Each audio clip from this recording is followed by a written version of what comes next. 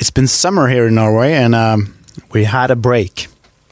So since we still have a break, because Ulf live, in another city close by, and it's not always easy to meet and make everything work. So timing sometimes, I like divine timing because it happens when it's ready, which I know sometimes is also a bullshit excuse not to really get it going. So anyway, my point is,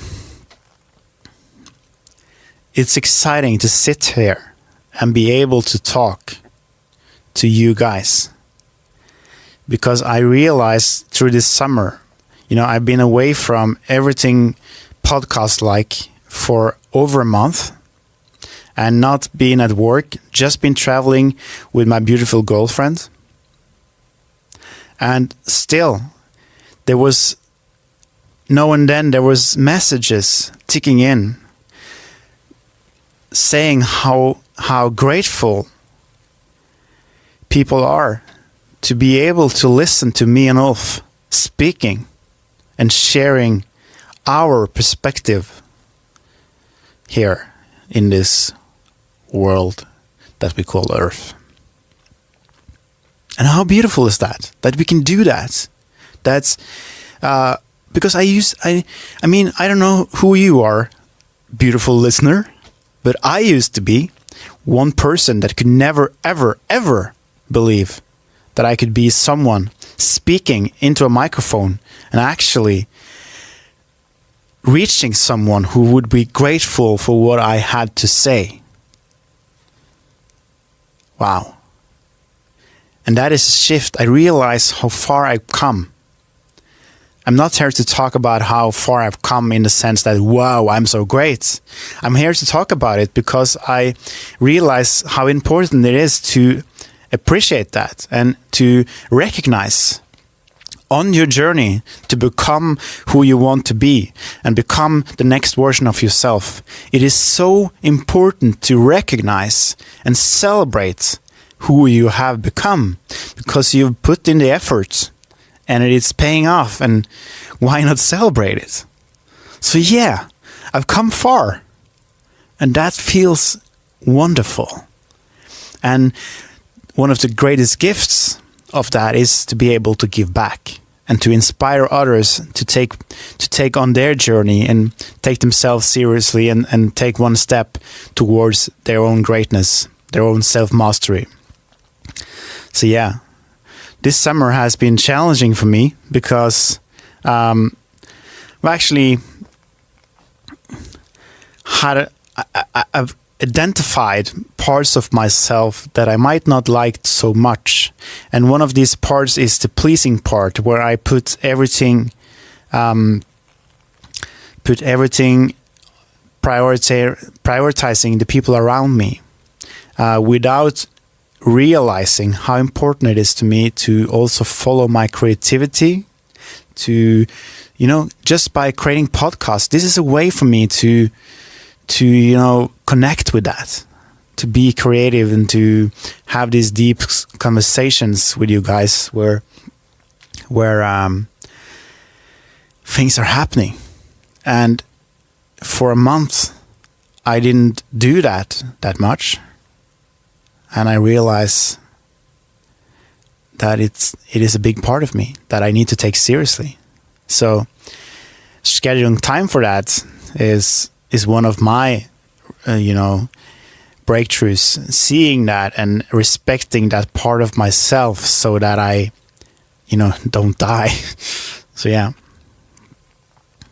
so I don't know, it's interesting to always see that no matter how far you've come, there is always more to work with. And what I've recognized on my path as well is that there are always similar stuff that, okay, I dealt with this specific thing 2 years ago. I thought I was done. I thought I had overcome it. And then you move ahead 2 years and different scenario happens and you kind of meet the same thing again, only in a different way.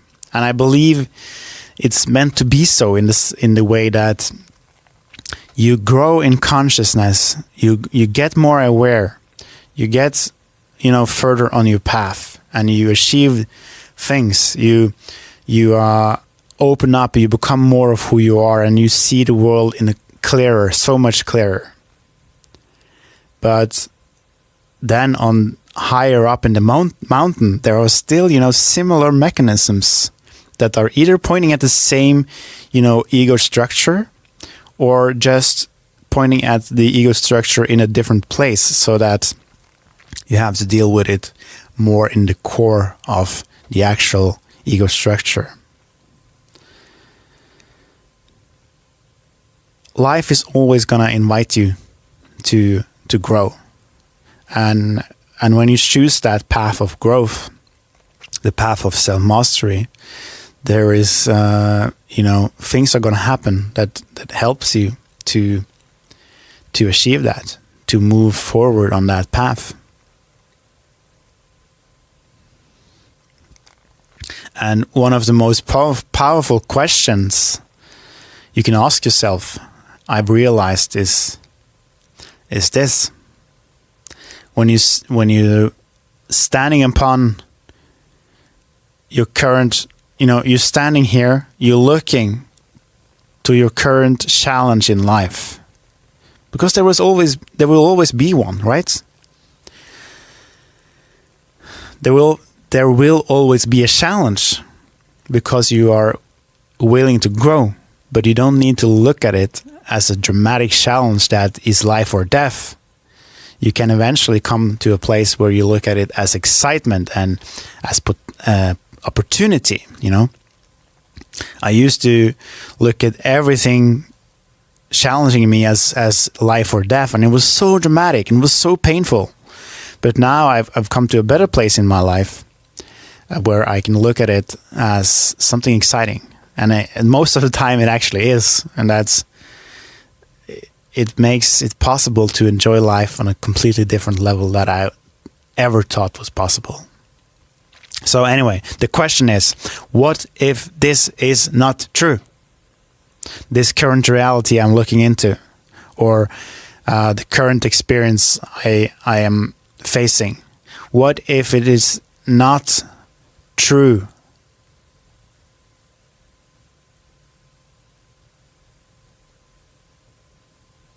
And what do I mean by that? The interesting part of the question is, what if? That is a suggestion to your mind that, okay, maybe there is a different way. And your mind is very interesting in the way that it is computer-like, If you give it a command line saying something, it can never do anything else than follow that line. So if you start the question with what if, you have already opened up to a different experience. And then you can be ready for something new. If you can hold that open, that open field or the open spot long enough for something new to fall in. When we are stuck in our own challenges, it is very often because we are facing something unpleasant that we are uncomfortable with, in the sense that it is unknown, or in the sense that you have some idea what it might be. And then what you are doing in a reflex, or without even realizing it, is that you are looking to old experiences or mental images of how reality works, so that you can deal with this unpleasant experience, comparing it to something and label it, and then hopefully put it away. And the amazing thing about that is that it is impossible to grow using that strategy. It is completely impossible. Because the only thing you can do in doing it that way is to expand your mental awareness, not your awareness, but your mental awareness about something. So you can actually learn more facts, more truths, more ideas, more stuff, meaning creating more images, covering up reality so you don't have to face it. So you can look at it in a way that you are expanding horizontally, putting more facts to the situation, but you are not actually growing vertically on the ladder of consciousness. So when you ask the question, what if this is not true? You can actually get yourself out of your mental mind that has hijacked the situation, so to speak, and be open to a new experience. And only when you have that gap is there ever going to be possible for something new to come in to your experience. Isn't that interesting?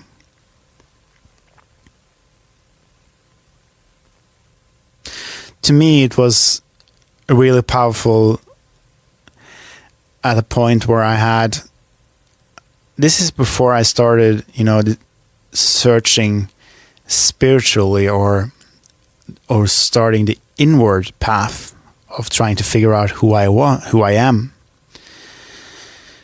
And I had going to all these seminars for several years, traveling to the US, going to Tony Robbins seminars. Nothing wrong with Tony Robbins. I had tons of value from him, and I still do listen to him sometimes, actually. But I had approached the whole thing in a very mental and application-based way, trying to get the tools on how to move forward, because I wanted to move forward so I can achieve a lot of stuff, hope that people would like me because I was this, successful person. That was my unconscious strategy. And that's why I built this whole company, employing people and working 24 hours a day, was I was trying to achieve this kind of status where everything would be smooth and people will love me. Isn't that interesting? So I was doing that for several years, and I was growing. I was getting a lot out of this. But looking back, I wasn't really growing in the sense of consciousness or awareness. I was only growing in ideas, in mental strategies, in understanding of how thing works. But I wasn't getting higher experiences in that sense. So after a really difficult situation in my company over a longer period of time, I had to close it down. I also closed it down because I was realizing that I was doing this only for status, only for achieving something. So it was a breakthrough moment to close the whole thing down, and it was so relieving. But what happened after that, and that really opened and started the inward journey for me, was that I came to a certain point where I realized that I didn't have my own opinion. I didn't have my own experience of life. I had only adapted and read a lot of books, and tried to follow all these strategies. So now where I realized that I had to ask the question, what if this is not true? What if these things are not the highest truth? What if there is something underneath that is going to be mine, my experience of life? And that started the journey. Really, it started a journey. And after that, so many wonderful and painful uncomfortable things happened, but it was worth it. It was worth all of it because I was on my path. I was on my way, moving towards me, not moving towards someone else's idea of success. So yeah, I encourage you to ask yourself that question in what you are facing in life, because it's going to be worth it. And one exercise that you can do is that focus on that challenge standing right in front of you right now,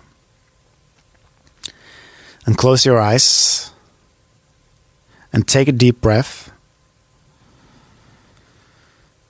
and see in a timeline, see that challenge that you want to overcome or achieve. Just see it in front of you. And then see what are the obligations, the hindrances coming in between in terms of stated truths that you have about how life works, in terms of situations that has to happen or maybe should happen for this to become a reality. And write these things down. And then you can focus specifically on every point and ask the question, what if this is not true? And okay, here's the real trick. Don't look for the answer. Don't look for the answer, because the answer is gonna come to you. It is not something you create. And this is the real difference between, being an overachiever in your thinking mind and being connected to your imagination. Because this part of you, the intuition or the creative mind, is so much more powerful than the thinking mind trying to figure all these things out. So asking this open question, what if this is not true? You're not going to look for the answer. You're just going to ask the question. And maybe you can do it over several days. Just whenever you see a fact present itself in your mind and you can recognize it, ask the question, what if this is not true? And some point during the day, this day or the next week or next month, it's going to click like, wow.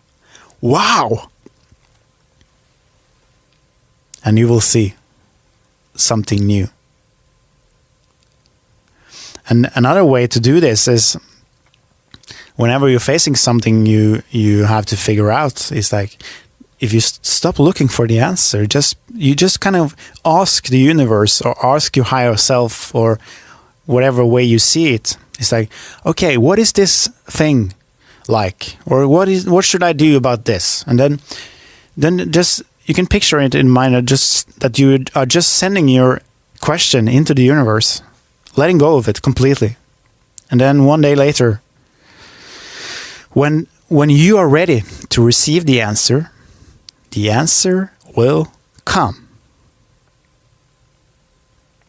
Yeah. So this is one of many beautiful ways to actually take command back in your life.